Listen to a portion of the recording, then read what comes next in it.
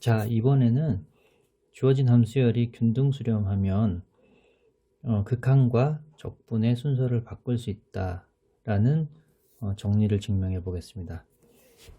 자, 우선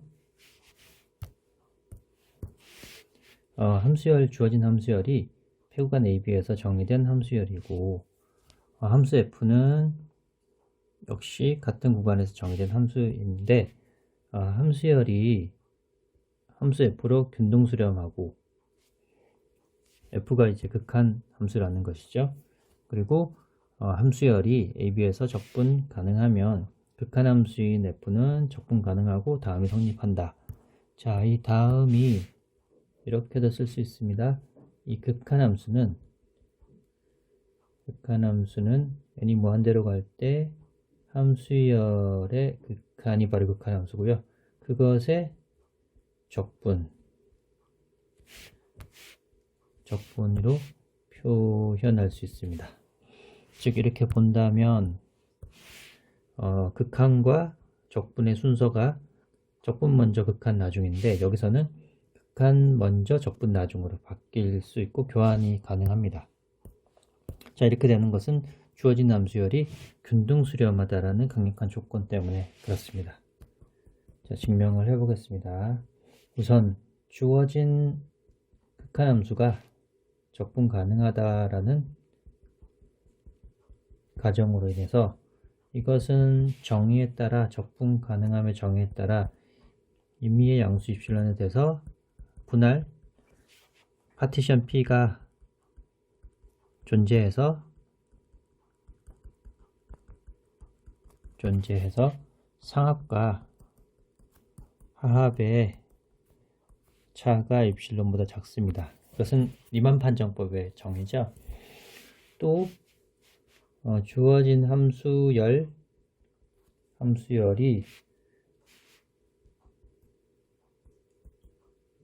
극한함수 f of x로 균등수렴합니다. 균등수렴하죠. 균등수렴함으로 주어진 또 입실론에 대해서 자연수 n이 존재해서 균등수렴이니 모든 정의역에 있는 모든 x에 대해서 n이 커지면 함수열과 극한함수의 차가 입실론보다 작은데, 이 경우에는 특별히 3분의 b 빼기 a분의 입실론보다 작다고 하겠습니다. 또한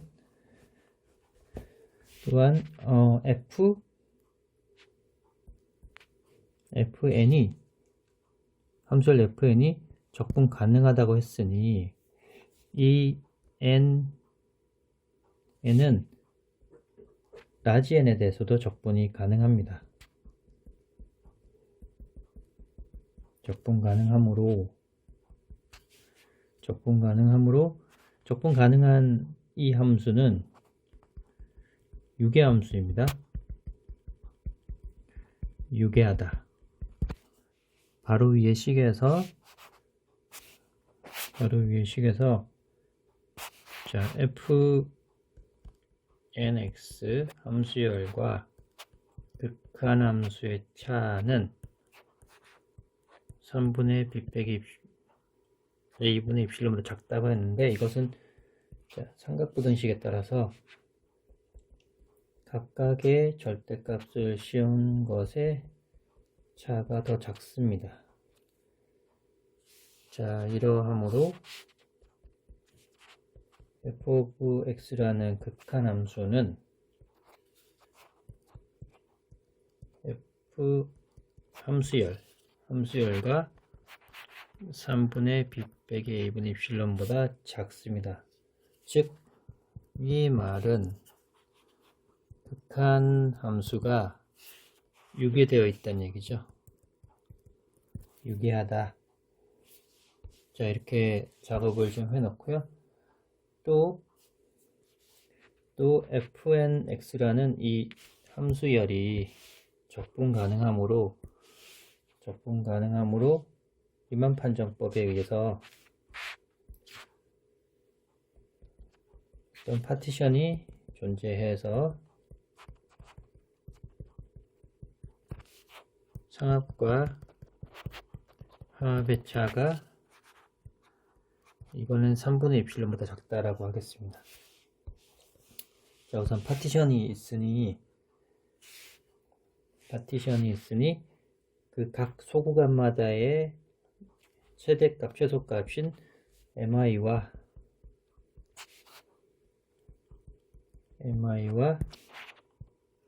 인피멈, 최소값인 스몰 mi를 한번 잡아 보겠습니다. 자, 그리고 이번에는 함수열에 대한 mi와 함수열에 대한 fnx 함수열에 대한 mi 잡았는데 구별하기 위해서 이것을 프라임이라고 해보겠습니다. 자, 그러면 이 패구간 AB에 있는 모든 x에 대해서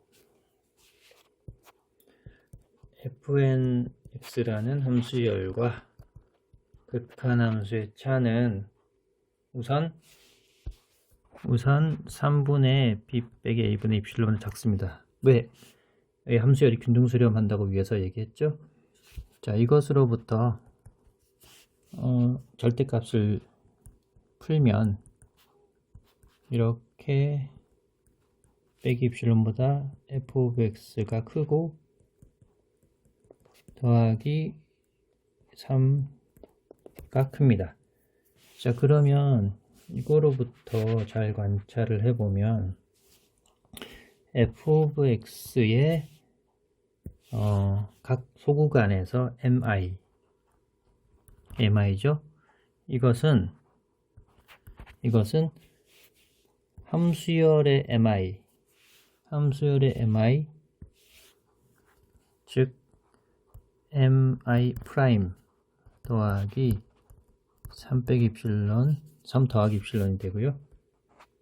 함수열의 mi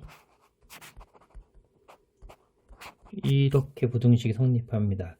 그런데 앞에서 본 정리 3.15에서는 함수의 대소관계와 극한의 대소관계가 그대로 따라가긴 했는데 함수의 대소관계가 없던 이런 등호도 극한의 대소관계는 붙게 되어 있습니다. 왜냐하면 mi는 다 인피멈이고 인피멈은 극한의 개념이 들어가 있죠. 자, 그러면 이것으로부터 이제 드디어 상합과 하합, 극한함수의 상합과 하합을 빼보는데 정의에 따라 i번째 구간부터 n번째 구간까지 극한함수의 최대 최소를 빼고 구간을 곱합니다. 자, 이것은 바로 위 부등식에 의해서 첫 번째 구간부터 n번째 소구간까지 mi 프라임의 mi를 빼고 더하기 양쪽에 2배의 입실론 빼기 a가 더 크게 여기서 한 가지 간과하고 넘어간 게 있네요. 자, 여기 스몰 mi보다 항상 각 소구간에서 라지 mi가 스프리멈이라 크죠. 그런데 이 라지 mi는 여전히 f에 관련된 소구간에서 가장 큰 값입니다. 그런데 이 소구간에서 가장 커봤자 이 f의 상계보다는 라지 mi가 작을 수밖에 없죠. 이렇게 됩니다. 자, 그러면 여기서 이제 라지 mi와 스몰 mi의 차이는, 가까운 것들의 차이는 이런 먼 곳에 있는 것들의 차이보다 작게 돼 있죠. 따라서 이게 가까운 것들의 차이는 먼 곳에 있는 것들의 차이가 더 크게 되어 있습니다. 자, 거기서 이제 델타 xi 각 소구간의 폭을 곱하고요. 그러면 이 오른쪽 판을 보면 mi 프라임이라는 것은 함수 열에 대한 각 소구간의 가장 큰 값이었죠. 그리고 스몰 mi는 함수 열에 대한 하합이었고요. 그리고 나머지 이 뒷부분에 관해서 적분을 하면 델타 xi를 다 모은 것은 구간의 폭이니까 이 b 빼기 a와 같게 됩니다. 이렇게 b 빼기 a와 서메이션을 갖게 돼서 결국은 3분의 2 시그마만 남게 됩니다. 자, 그런데 여기 리만 판정법을 만족하게 되어 있습니다. 함수열이 적분 가능하니 그게 상합과 하합의 차가 여기서 상합과 하합의 차가 3분의 입실론보다 작다라고 되어 있고요. 따라서 이게 이 부분이 3분의 입실론보다 크고 3분의 2 입실론이 있기 때문에 입실론이 되었습니다. 즉 이거로부터 극한함수는 상합과 하합의 차가 입실론보다 작으니 따라서 극한함수는 A, B 구간에서 리만 적분 가능하다 다가 우선 증명이 되었습니다. 그러면 좀 더 증명을 해야 될 것이 현재 극한함수 F는 적분 가능하다까지가 이제 증명이 되었고요. 이후에 적분과 극한 리미트 순서를 바꿔도 된다가 이제 다음 증명을 해야 될 것으로 남아 있습니다. 자, 여기서 증명할 것은 우선 함수열을 먼저 적분하고 극한을 보낸 것이